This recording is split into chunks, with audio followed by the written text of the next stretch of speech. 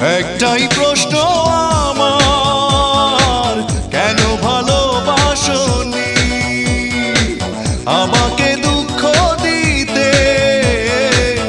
একটু কি তুমি ভাবনি এতটা কাঁদতে হবে? আগে আমি বুঝিনি। ও আমার সুস্মিতা, দিয়েছো যে কথা, সে কথা কেন রাখনি?